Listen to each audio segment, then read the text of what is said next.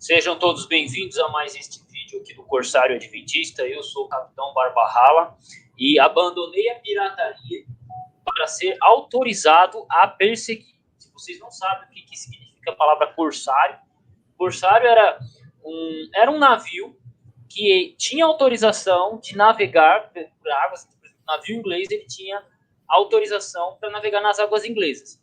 Só que ele tinha também a autorização e o dever de entrar em águas estrangeiras e boicotar, fazer um projeto.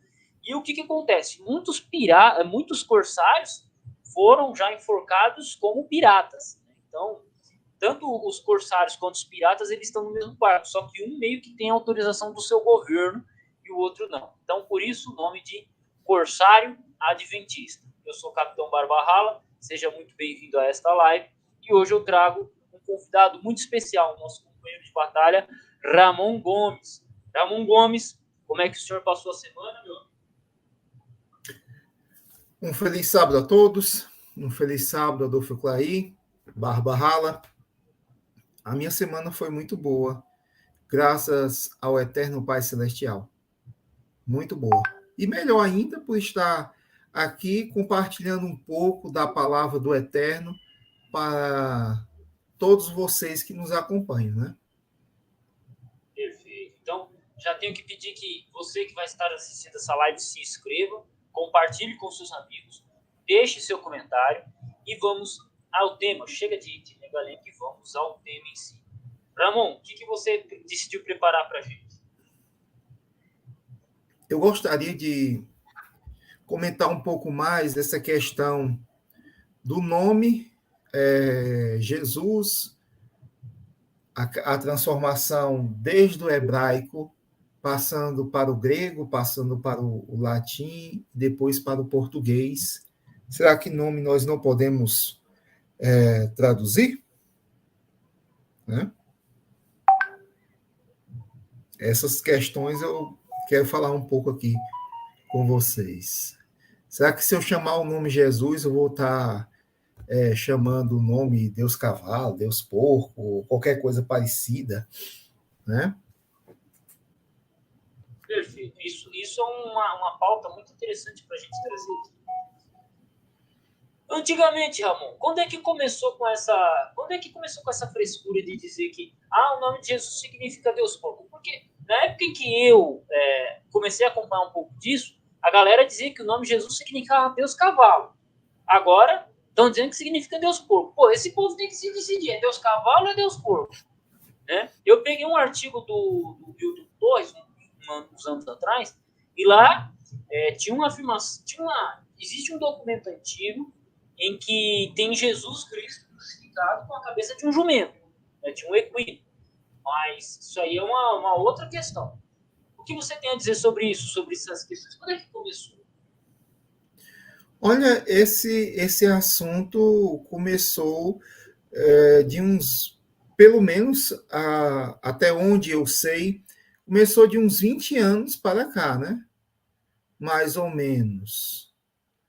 Já se ouvia falar de alguns desses movimentos, mas algo muito embrionário. Só que de uns tempos para cá, isso aí foi crescendo, crescendo, e foi se alastrando. Existem vários movimentos que falam sobre essa questão do nome. Eles dizem que nós somos salvos não pela graça de Jesus Cristo, mas por pronunciar o nome do Mashiach corretamente. Eu acho que a salvação agora não é mais pela graça de Cristo, agora a salvação é por pronunciar o nome, né?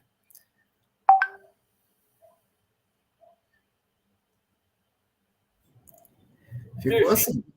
De 20 anos para cá. Então, em 2000 anos de cristianismo, de 20 anos para cá é que descobriram que o nome de Jesus significa Deus Porco ou Deus Cavalo? É isso? É isso que o senhor está dizendo? Basicamente isso, né? Mas se nós formos fazer uma pesquisa bem exaustiva em todos os dicionários de hebraico, dicionários de grego, ou até dicionários da nossa própria língua, a língua portuguesa, ou até outros idiomas que trazem a palavra Jesus ou Jesus, né? Dependendo do idioma que nós estamos olhando, todos os bons dicionários trazem a etimologia das palavras, pelo menos na sua maioria. E alguns desses dicionários trazem que a palavra Jesus, né, ela veio do hebraico Yehoshua e depois Yeshua, numa forma já diminuída, numa sua forma sincopada, no caso.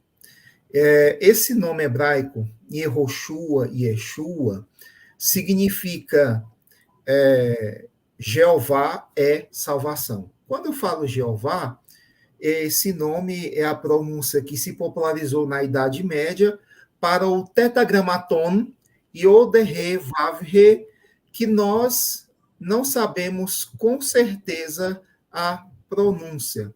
E outra coisa, é um nome sagrado, e se nós soubéssemos, por respeito, nós também não pronunciaríamos. Então, Yehoshua, Yeshua, significa Jeová é salvação. Etimologicamente é isso. Quando os judeus foram e pegaram o Tanar, que é o Antigo Testamento escrito em hebraico e aramaico, eles chamam de Tanar. Eles não chamam de Antigo Testamento, que é composto de Torá, Neviim, Ketuvim, as leis, os profetas, os escritos. Essa é a divisão da Bíblia hebraica. Eles foram e fizeram uma versão em grego koiné do Antigo Testamento. Essa versão, feita lá em Alexandria, por vários eruditos judeus, foi conhecida e é conhecida como Septuaginta, ou Septuaginta significa 70. Então, essa versão foi a tradução do hebraico, aramaico, para o grego koiné. Quando eles chegaram no nome Yehoshua, e mais à frente Yeshua, eles verteram para Iesus. Mas por quê? Segundo a enciclopédia judaica, para ser mais preciso, na nota dos editores, os nomes oriundos do hebraico e aramaico podem e devem ser adaptados para o idioma que está recebendo esses nomes. Se já tiver uma forma já pré-estabelecida, eles vão seguir aquela forma pré-estabelecida. Se não tiver nenhuma forma pré-estabelecida, eles vão ter que criar uma forma pré-estabelecida. Então, quando esses tradutores verteram os nomes, não somente o nome Yehoshua e Yeshua, mas todos os nomes vindo de origem hebraica, eles tiveram que fazer uma certa adaptação desses nomes para a língua grega. Por quê? Porque nós temos dois idiomas diferentes, de origens diferentes. Nós temos, de um lado, o hebraico, que é de origem semita, e, de outro lado, o grego, de origem indo-europeia. Então, nós temos dois idiomas diferentes, origens diferentes, e é claro que a transliteração dos nomes próprios vai ser diferente. O que eles fizeram? Eles adaptaram as letras do alfabeto hebraico para as correspondentes ao alfabeto grego. Então, ficou mais ou menos assim. O Yod, eles colocaram o Iota. O Tsere, eles colocaram o Eta. Né? O Shim não tem equivalente no grego. Eles colocaram uma letra aproximada. O Sim, né? que esse Sim foi para o grego como sigma. O Ain não tem correspondente. O U, Eles colocaram o ômicron U, que esse ditongo dá a fonema U, e o A. O A, eles fizeram uma outra readaptação, porque o pata, que dá o alfa em grego, ficaria um pouco estranho, esdrúxulo o nome, e sua. Geralmente, os nomes terminados em A, nomes próprios terminados em A em grego, geralmente são femininos. E eles tiraram o A e colocaram outro sigma, no caso, o sigma final. Ficou Iesus, né? Porque nomes terminados em S são nomes masculinos. Então, fizeram essa adaptação de Yehoshua e Yeshua para Iesus. Os próprios judeus fizeram essa adaptação. Mas por quê? Eu vou frisar aqui mais uma vez. Porque os idiomas são diferentes, de origens diferentes, uma semita, outra indo-europeia, e nem toda vida ou nem toda vez se encontra um correspondente de uma letra de um idioma para outro idioma. Então, essas adaptações têm que ser feitas de um idioma para outro. Os próprios editores da Enciclopédia Judaica, da Jewish Encyclopedia, eles falaram isso na sua nota de introdução, para eles verterem todos aqueles nomes de origem hebraica, no caso ali, para a língua inglesa. Então, é por isso que existem nomes que são feitos adaptações. Agora, se nós pegarmos os nomes hebraicos e olharmos para o grego, e olharmos depois para o latim, e em seguida para o português, nós iremos ver que existem 3 grupos de nomes. Primeiro, os nomes que não mudam nem a pronúncia e nem a escrita. Existem nomes que mudam, não muda a escrita, mas muda a pronúncia. E existem nomes que mudam completamente, tanto a escrita como a pronúncia. Então, existem essas 3 categorias. Isso vai depender de cada fonema que compõe aquela palavra ou aquele nome próprio. É por isso que certos nomes próprios de origem, ouçam bem, de origem hebraico e aramaico, eles mudam, eles são adaptados para outros idiomas, porque a língua que está recebendo requer assim. É um fenômeno linguístico, é um fenômeno da língua. Independe da minha vontade, independe da sua vontade, da nossa vontade, é um fenômeno linguístico, certo? É um fenômeno que nós podemos dizer natural de qualquer idioma.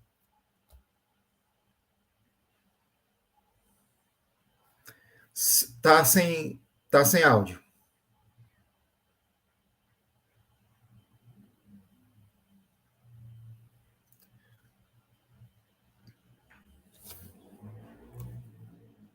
Você está sem áudio. Deixa eu ver aqui, áudio. Microfone HD. Voltou? Sim, estou ouvindo. Ah, tá. Uma coisinha que o pessoal... Essa galera se esquece de analisar o seguinte. Se esse negócio começou de 20 anos para cá, como é que ninguém em 2000 anos... Olha só.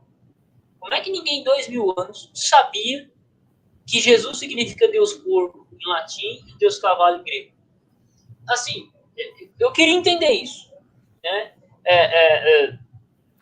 Vamos lá. Você fez toda uma dissertação acerca do nome Jesus, como ele foi transliterado, mas eu quero inserir uma informação muito legal aqui, porque o problema de ser entrevistado por alguém que entende do assunto é que o cara quer falar mais do que o entrevistado. Isso é um problema muito sério. Mas você pega todos os dicionários, todos os documentos que trazem o nome Jesus. Nunca se refere a Deus cavalo, em grego. Em latim, nunca se refere a um Deus chamado porco. Você pode pegar toda a literatura ao longo da história, não existe uma referência a isso. Né? Não existe uma referência a isso. E isso é estranho. Isso é extremamente estranho. Como é que o senhor, como que o senhor explicaria isso? Do ponto de vista, assim, vamos supor, do cara que acredita que Jesus significa Deus cavalo, mas ele não tem uma evidência, uma citação de um documento que diga isso. Ele esquece de alguns detalhes, né? Depois eu vou terminar a explicação de como é que passou do grego para o latim e depois para o português. Mas respondendo a sua pergunta, ele esquece de alguns detalhes linguísticos que devem ser mencionados aqui quanto a essa questão, né? Por exemplo, cada código linguístico, ou seja, cada idioma tem o seu significante, o seu significado. Cada idioma tem o seu código linguístico. Então, para o hebraico, existe a palavra sus, que significa cavalo. A palavra sus, em hebraico, é cavalo. Agora, para mim e para você, é Sistema Único de Saúde. Veja aí o que é. Por quê? Para o nosso idioma, o português, que é oriundo do latim, existe uma palavra, existe um código linguístico para essa palavra, que é cavalo.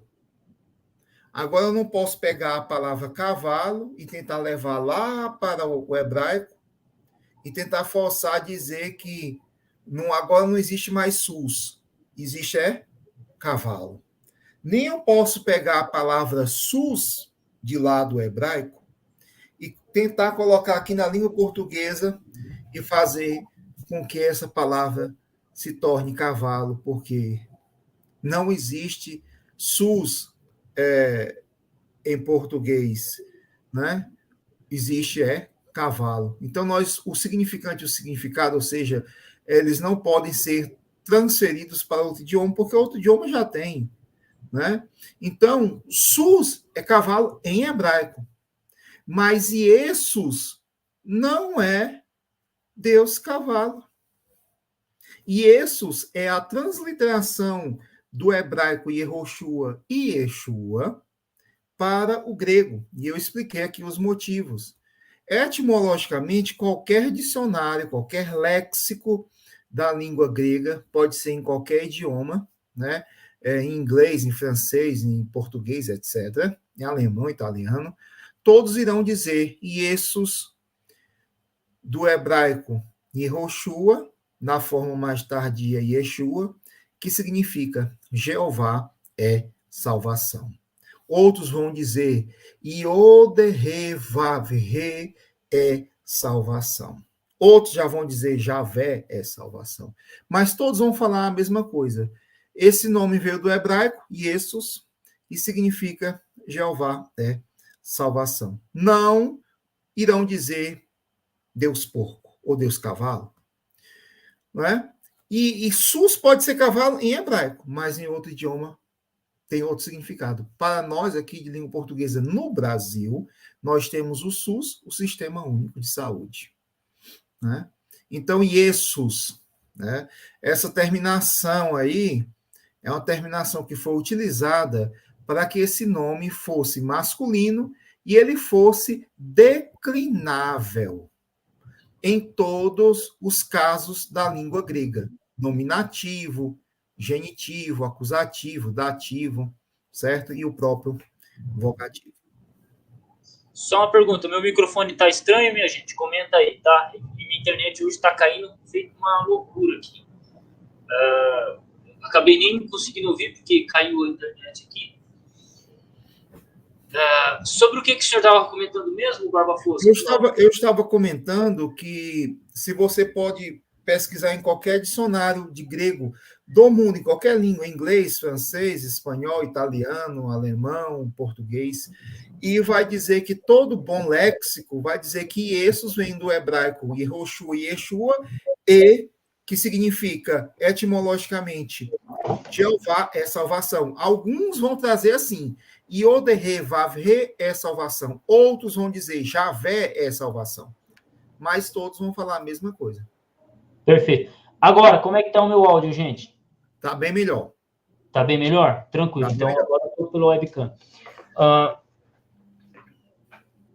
Então, a sua resposta pela minha pergunta, a sua resposta à minha pergunta é: o dicionário, então, a primeira coisa que uma pessoa tem que fazer é buscar num dicionário, então, a definição. Eu acho que é a primeira pesquisa, né? Eu acho que quando alguém fala alguma coisa sobre um nome, é na busca de um dicionário. O senhor, como professor de língua portuguesa, estudante de grego e latim, assiduamente, hebraico também, mas hebraico eu sei que não é a tua praia, por isso que você gosta de estar aqui no Corsário. Existe uma outra, acho que o senhor vai concordar comigo, o senhor vai confirmar isso.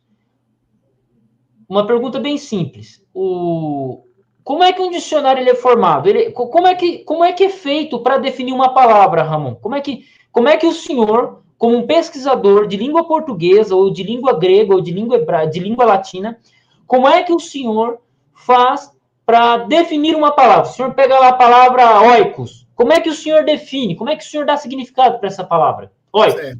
Tá lá a palavra grega oikos. Como é que o senhor define ela? O dicionário, os dicionários, ou seja, os léxicos, são feitos por lexicógrafos. São pessoas que estudam a etimologia e o idioma de uma maneira profunda.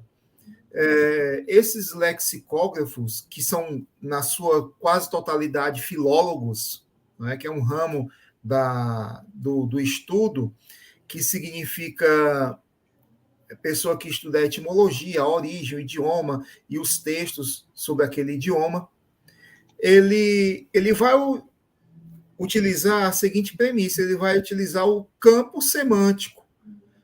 Ele vai pesquisar a utilização daquela palavra em toda a literatura e vai colocar os significados, ou seja, as entradas lexicais de acordo com o campo semântico que ela está inserida. Vou explicar um pouco o que é esse campo semântico. É o contexto que a palavra é inserida e ela é usada de uma maneira diferente em cada contexto.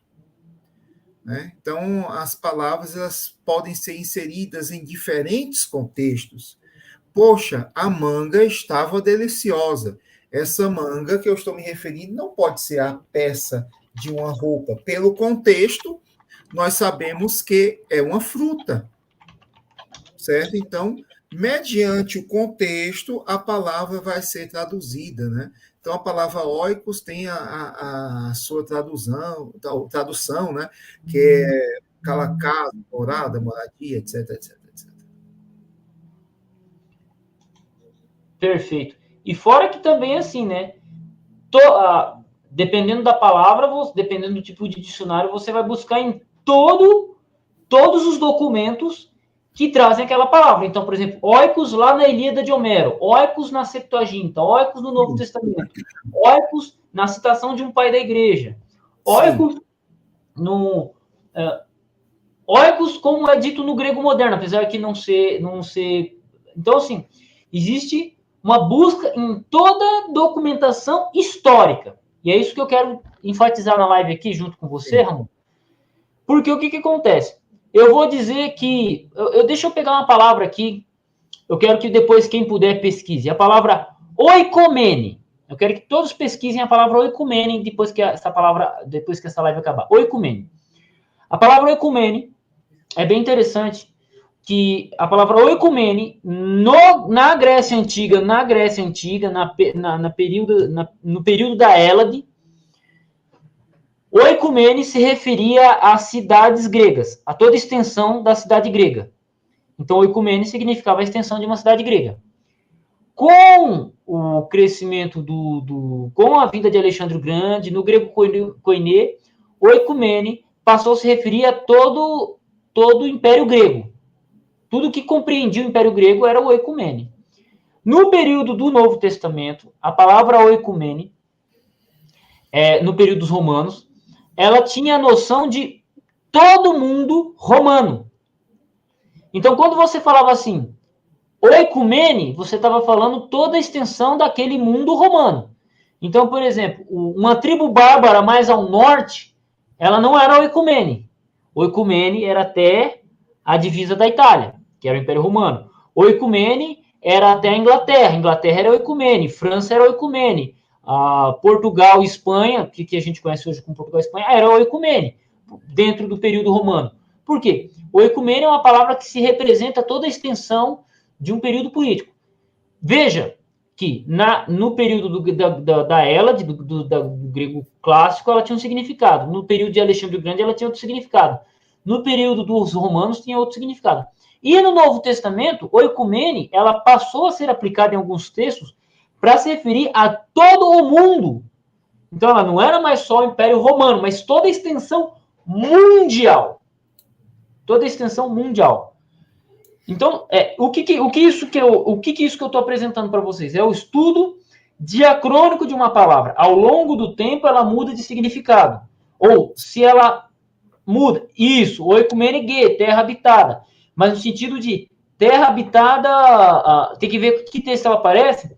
Terra habitada, mas por uma nação. Então, os romanos usavam a palavra oicumene para se referir ao império deles, que era a extensão de quase todo o mundo habitado em si. O Império Romano era gigante. Então, assim, isso é chamado de estudo diacrônico. E também tem o estudo sincrônico. Qual que é o significado de uma palavra dentro de um texto? Então, ela pode ter um significado base, geral, mas ela pode ter um significado diferente num texto. Por exemplo, vamos pegar aqui pirataria. Pirataria, você tem o termo pirates no grego clássico, você vai ter o termo pirataria no período da Idade Moderna, que os grandes piratas, né, o período de ouro da pirataria, 1700, 1800, pirataria existe até hoje nas costas da África. Sim. E também pirataria, ela ganhou uma conotação também geral de você está mexendo na internet, você baixa lá um CD pirata, você baixa um CD sem autorização, uma cópia pirata. Sim. A pirataria, ela mudou o conceito em si. Permanece, mas ela tem um estudo. Então, isso tudo tem que ser levado em consideração quando a gente ouve alguém falando alguma coisa sobre algo. Nome de Deus, nome de Jesus, a tradução de uma palavra. Não, porque a palavra tal tem determinado significado. Não, tem que ser levado em consideração. Sim. E isso, dentro da questão dos nomes, que é o que o Ramon está trabalhando, esse estudo todo tem que ser levado em consideração. Talvez você que assista a live, você não saiba do que eu estou dizendo. Talvez você que assista a live seja a primeira vez que você ouça o Ramon falar isso sobre esse assunto. Mas existem pessoas acreditando que Jesus significa Deus porco ou Deus cavalo. E ensinando outras pessoas, sem conhecer o mínimo do estudo da língua portuguesa ou das ciências que tratam desse assunto, que é linguística, etimologia, filologia e por aí vai, né? Por aí vai. Exatamente. E todos nós temos que ter noção de uma coisa: as línguas, elas são vivas. Elas tendem a se modificar com o passar dos séculos. Por exemplo, o Império Romano falava latim, mas apesar deles falarem o latim e os homens cultos falavam o latim clássico, eles tinham um latim popular, que é a língua vulgaris, não no sentido vulgar, não no sentido pejorativo, mas no sentido de popular. Então, essa língua popular ela foi se espalhando com as conquistas romanas. E quando chegavam em um determinado local, elas, pelo Império Romano, ter um maior poderio econômico, bélico, cultural, ele geralmente suplantava essas línguas. E havia o quê? Uma modificação tanto do latim quanto das línguas que eram suplantadas pelo latim. Então, nós temos o seguinte: o latim, de acordo com a região, ele foi se modificando. O latim foi se modificando no romanço, depois passou para o galego, né? Galego-português, português arcaico, virou o nosso português, ele virou também o italiano, ele virou também o francês. Então, a tendência dos idiomas é sempre estar em evolução, por diversos fatores, tanto externos como internos. E a palavra, elas vão se modificando. Elas, com o passar do tempo, elas vão adquirindo novas entradas lexicais, ou seja, novos significados. Um desses fatores que modificam a palavra, que modificam o idioma, nós podemos chamar de metaplasmos linguísticos, que são essas modificações fonéticas que as palavras sofrem na sua evolução. A língua, ela não é estática. Eu tenho aqui um Novo Testamento, não está aqui, está lá na outra estante, do ano de 1700 e alguma coisa. Novo Testamento em português. Mas se eu abrir aqui, vocês vão dizer, poxa vida, isso é português? É, um português mais arcaico, mas você vai ler, mas com alguma dificuldade, mas tem algumas diferenças, e muitas diferenças. Então, quanto nós formos recuando no tempo, mais antiga a língua vai ficando e ela vai sendo, se transformando.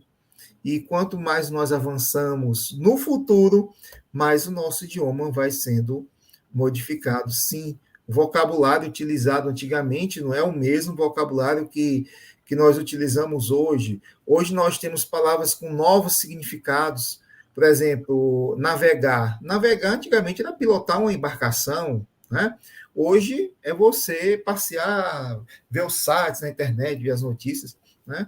Até a palavra internet foi criada porque a tecnologia exigiu que palavras novas surgissem. Por exemplo, a palavra computador.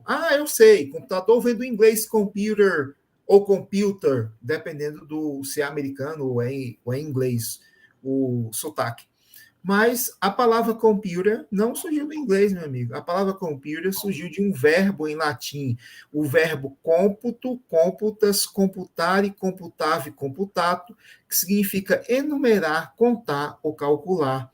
Porque o computador surgiu na época da Segunda Guerra Mundial justamente para calcular ou quebrar o código naval nazista. É por isso que criaram essas palavras novas. Então, todos esses fenômenos, o avanço tecnológico, o avanço social, vai modificando os idiomas. Palavras novas vão surgindo, palavras que existiam antigamente vão caindo no desuso. Por exemplo, hoje não se fala mais em ósculo. Ósculo, do latim ósculos, que significa beijo. Mas não se usa mais. Quem é que vai para um converscote?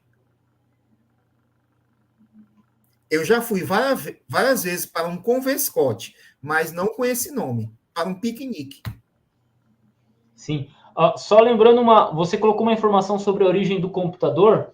É um filme muito interessante chamado O Jogo da Imitação. Assistam. Sim. Fala exatamente sobre a criação do computador.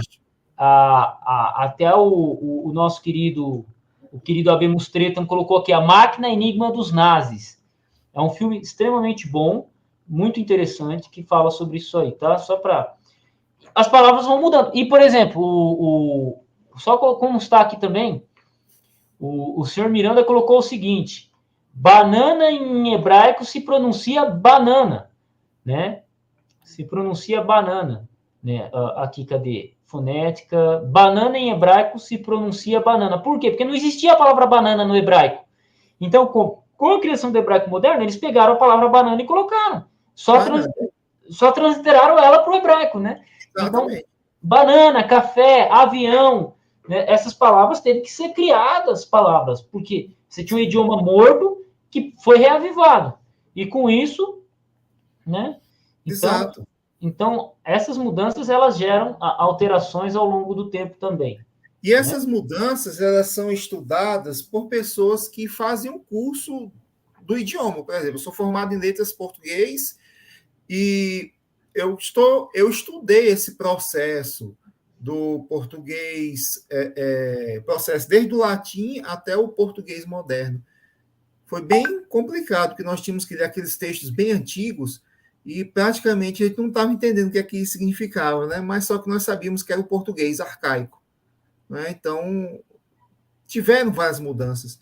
E esses metaplasmos, eles ocorreram no nome Jesus. Vejam bem, olha só, de Iesus passou para Iesus em latim. Só que ocorreram dois fenômenos metaplasmáticos. Primeiro, um chamado que é consonantização. O I e o U, eles se transformaram ao longo do tempo. O I virou J e o U virou V. Então, nós temos Iesus, passou para Gessus. Outro fenômeno metaplasmático de transposição ocorreu. Foi no caso da diástole, que é a deslocamento de um acento tônico de uma sílaba para a posterior. Era Gessus, passou a ser Jesus. Então, esses fenômenos colaboraram para que o nome Yeshua, ou Yeshua, né, passasse para o grego como Iesus, que passasse para o latim como Iesus, que passou para Jesus, que passou para Jesus. E isso não ocorreu de um dia para a noite, não. Foi um processo diacrônico, ou seja, ao longo dos séculos. E nós não podemos pegar esse exemplo e querer desfigurar tal transformação metaplasmática linguística diacrônica que ocorreu com essa palavra com uma palavra moderna. Por exemplo, Marcos é aqui, como Marcos é lá na Espanha, Marcos é lá na França, mas nós estamos tratando de um nome que não tem essa origem hebraico-aramaica e também não sofreu essa transformação ao longo do tempo, né? Então, nós temos que analisar tudo isso aí. Que tipo de transformação sofreu? Qual a origem do nome? Qual foi o país que recebeu aquele nome? Existem todos os correspondentes fonéticos daquele idioma para o idioma que está sendo recebido? Se não tiver, tem que ser inventado alguma coisa para poder chamar aquele nome naquele idioma. Então, tudo isso aí você pode ver dentro da palavra de Deus, lendo o Tanar e lendo a Septuaginta. Os nomes foram adaptados. Uns mais, outros menos. Vai depender de cada fonema que compunha o nome próprio. Isso aí não depende de igreja. Ai, foi conspiração, foram os romanos que fizeram. Isso é um fenômeno natural que ocorre com qualquer idioma. E com qualquer palavra, né? Tem palavras, não só o nome Jesus, né? Mas várias outras palavras, elas mudaram, né? Houve mudanças, né? Por exemplo, vossa mercê, mercê e vós me ser, né? E depois você. Uhum. Uma palavra, deixa eu buscar uma palavra aqui que mudou de significado. Até o nosso querido Abemos colocou assim, a palavra curtir antigamente era só o couro, hoje significa também gostar, né? Sim. Hoje também significa gostar. E assim vai. Então, a palavra gozar, a palavra gozar significa alegrar-se, ter alegria, regozijar. Só que hoje não dá mais para a gente usar essa palavra naturalmente, comumente. Não, né? não. Tem outro sentido. Vai ter outro sentido. Exatamente. Então.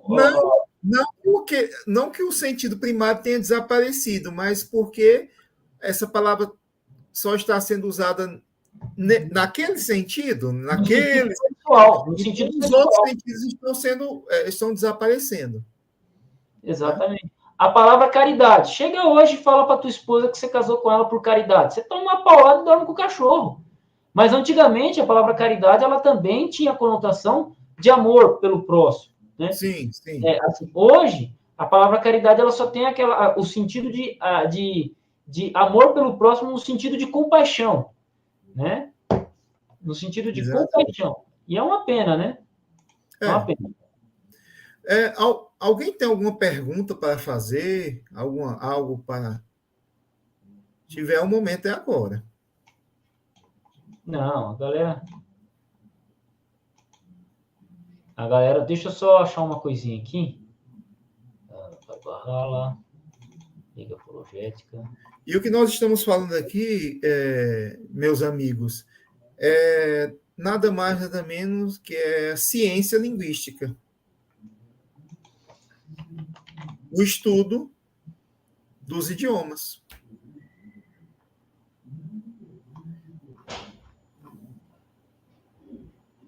Exatamente. Deixa eu só achar uma palavra aqui. É que eu estou fazendo uma pesquisa aqui.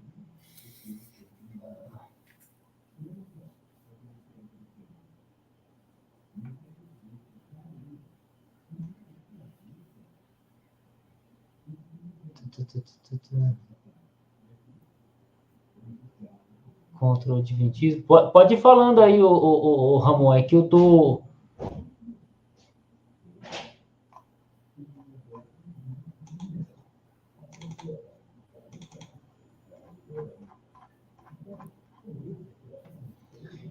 Tô perdido aqui. Mas, então, o que acontece? Só perdão aí, porque como o computador hoje tá louco. Eu fico triste com pessoas que vão dizer assim, o nome Jesus vai significar Deus cavalo, ou o nome Jesus vai significar Deus porco, essa pessoa, ela está ignorando tudo, todo tipo de ciência, ela está ignorando as lives que você já fez sobre isso, sobre o nome de Jesus, sobre o nome de Deus, para acreditar numa pessoa que simplesmente sequer mostra um documento que comprove isso. O Ramon estava até na live do Lucas Banzoli, ele foi entrevistado sobre isso lá no canal do Lucas Banzoli, acerca desse mesmo tema. E você acredita que teve um cara, você que assiste essa live, acredita que teve um cara que teve a pachorra de falar assim que Jesus significa Deus porco e usar um desenho dos Simpsons, cara. O desenho dos Simpsons, irmão. O cara, para provar que o nome de Jesus significa Deus porco, ele usou um desenho dos Simpsons, por incrível que pareça. O cara não foi lá e pegou um dicionário de latim do século XVI, ele não pegou um dicionário de latim do século XII, ele não pegou um documento do século IV, ele pegou o desenho dos Simpsons, irmão. E aí, cara, você olha, aquilo que o Barba, aquilo que o Abemos Tretan tá falando, a ignorância é atrevida, e é mesmo. A ignorância é atrevida mesmo, porque a pessoa, ela simplesmente ignora tudo. O ignorante, ele acha que sabe tudo, mas ele não, né? E por aí vai. Ó, a Flávia, ela fez uma pergunta, Ramon, aqui, ó. Ramon, já teve seu conhecimento desprezado por ser adventista? Sim.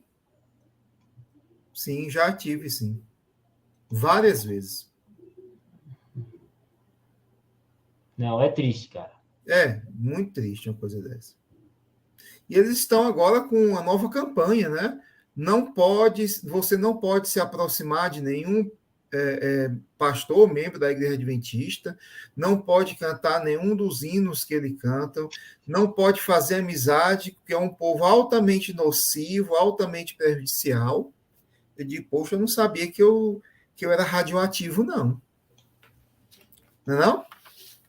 Não sabia que nós éramos radioativos. Não, os caras, cada coisa que a gente vê, que a gente é obrigado a ouvir, né? Não, fora que tem aquela moda de dizer assim, é adventista, tudo que vocês falam é só sobre Ellen White. Pô, nós estamos numa live aqui falando sobre o nome de Jesus. Cadê que os apologistas gravam vídeos como esse? Fazem lives sobre esse assunto? Não fazem. Exatamente. Eles só ficam o quê? Preocupados em ficar fazendo michuruco e criticando a igreja dos outros. Essa galera que fica criticando o nome de Jesus, falando que se Jesus significa Deus cavalo, ou até Deus porco, eles, tudo que vem, tudo que vocês...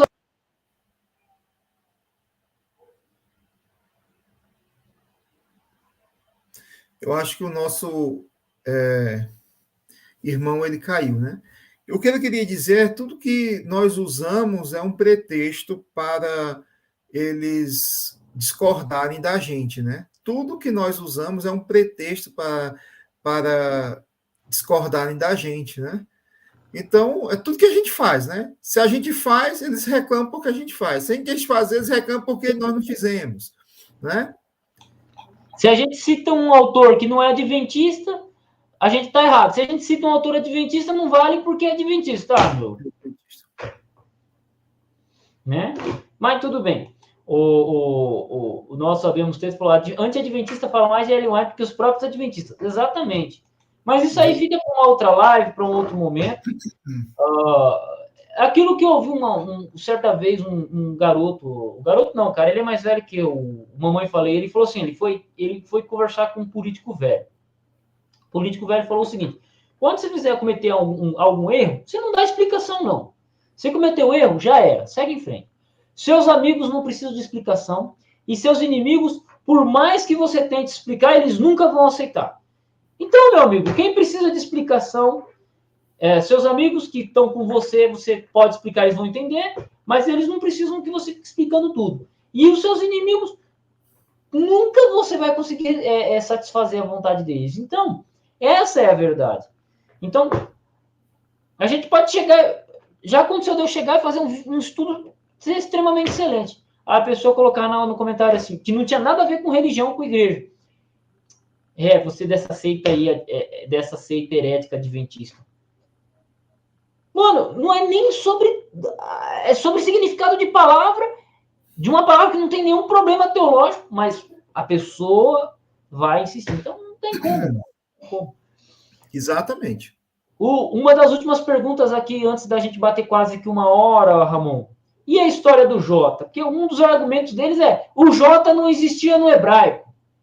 Como é que o senhor explica isso? Eu tenho uma explicação, mas eu quero saber de você. Sim, mas essa questão do idioma é o seguinte: o próprio latim, antigamente tinha o I e o U, né? O J e o V vieram depois, criação de um linguista, se eu não me engano, do século XV para o século XVI, o francês Pierre de la Ramée, né? Ele fez essa criação porque estava havendo esses fenômenos mesmo, esse fenômeno metaplasmático, dessa mudança fonética do fonema I para o fonema J.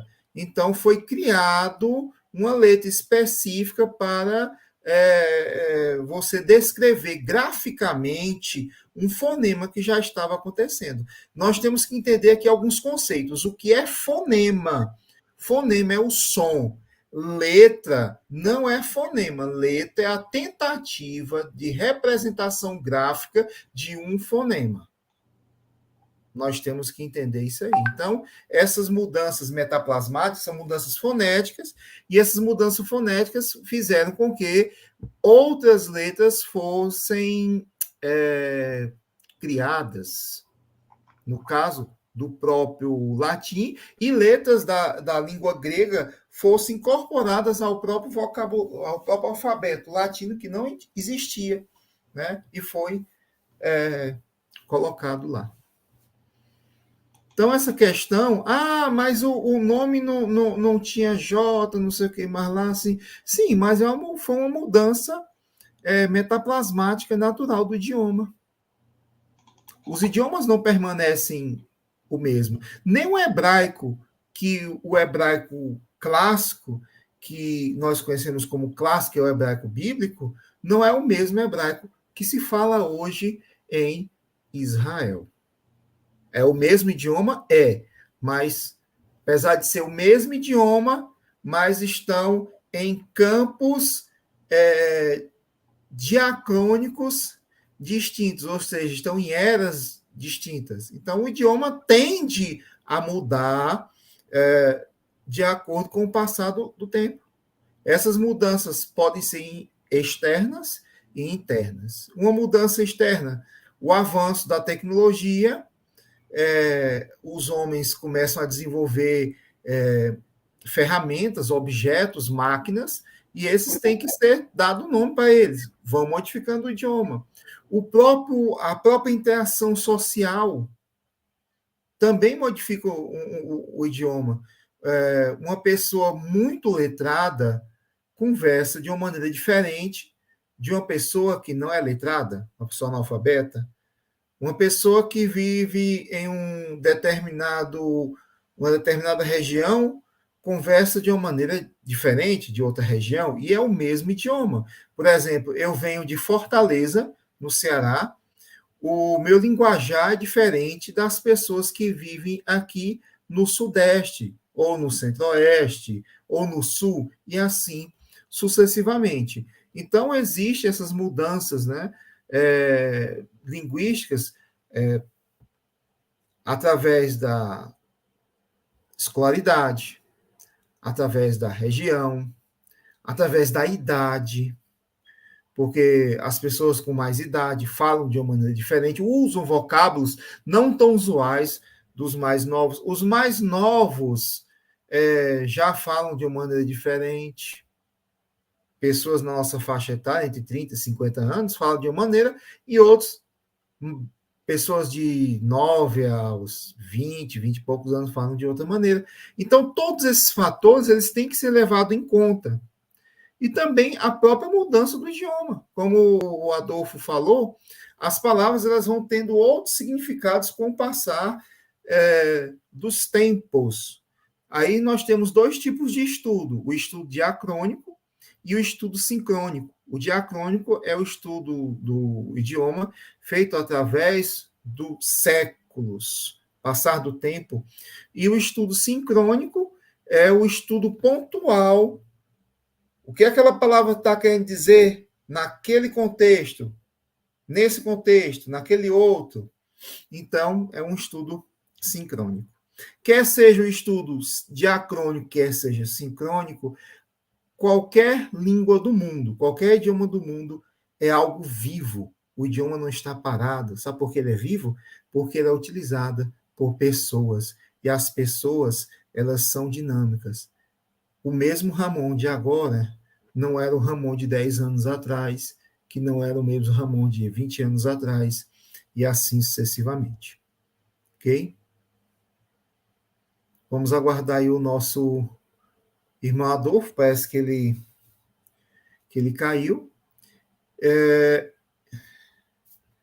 Mais algum comentário, mais alguma pergunta? Estamos aqui para tentar esclarecer sobre esse assunto. Então, vamos fazer aqui tipo um aparato final. Palavras indo do hebraico, aramaico, eles, nomes próprios, no caso, podem sofrer modificações dependendo do idioma que está indo aquela palavra? Podem sim. Existem milhares de exemplos para isso. O idioma de alguns séculos atrás é o mesmo idioma de hoje? O português de alguns séculos atrás é o mesmo português de hoje? Não.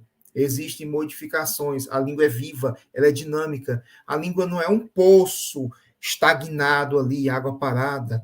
A língua é um rio, é viva, certo? É viva, é fluida. É por isso que é muito bom, é belo o estudo linguístico. Eu, pelo menos, sou um apaixonado pelo estudo de idiomas. Pronto, voltei. Hoje o computadorzinho está osso. Certo, então nós estamos aguardando aí mais algumas perguntas. O meu som tá bom, tá ruim, tá por onde? Tá bom, tá muito bom. Tá bom o som? Tá certo, beleza. Fechou. Então, o nosso querido Alcion, ele está perguntando sobre o termo Yahvé, mas isso a gente vai deixar para uma outra live, porque senão vamos estender demais essa live hoje. Ramon, se uma pessoa abordar, não imaginando que você saiba grego, imagine assim, uma pessoa que não sabe grego, uma pessoa que não sabe hebraico, ouve alguém dizendo assim, porque o nome de Jesus significa Deus cavalo.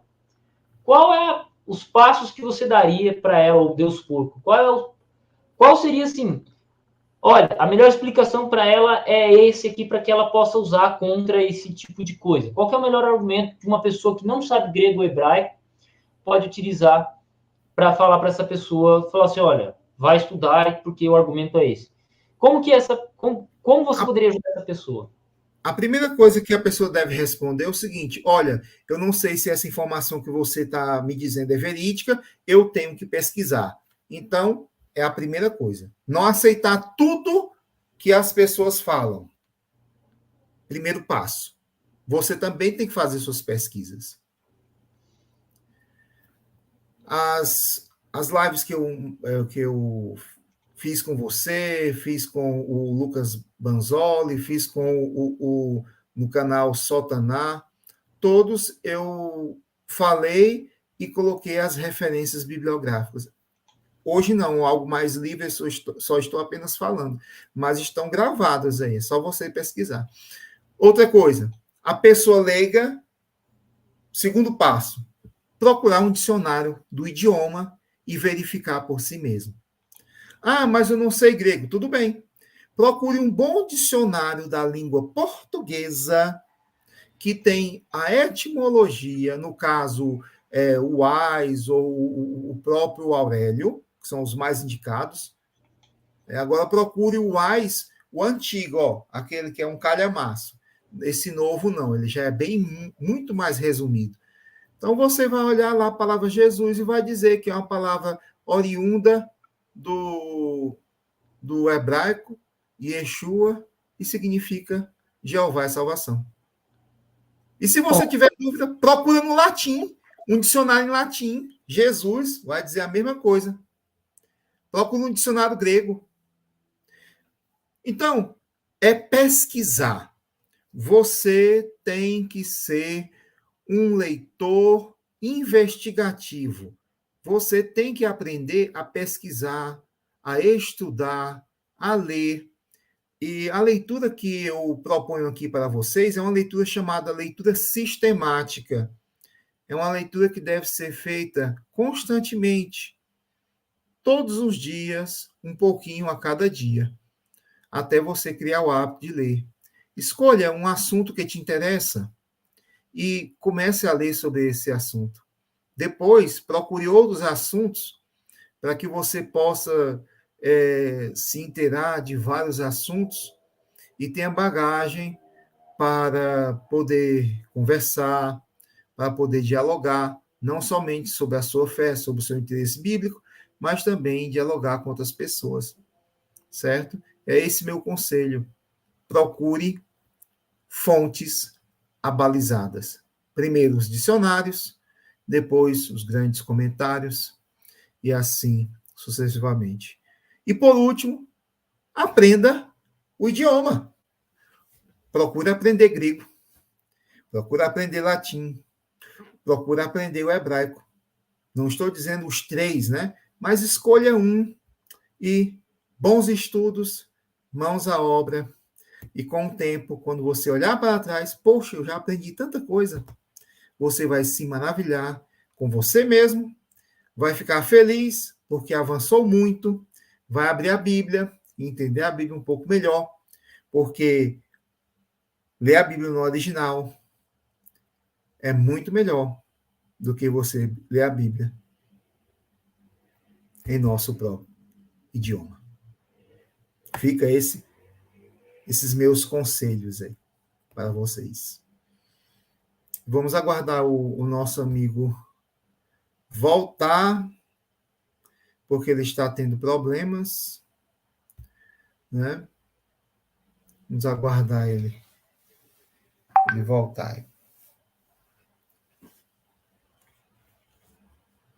Alguma pergunta?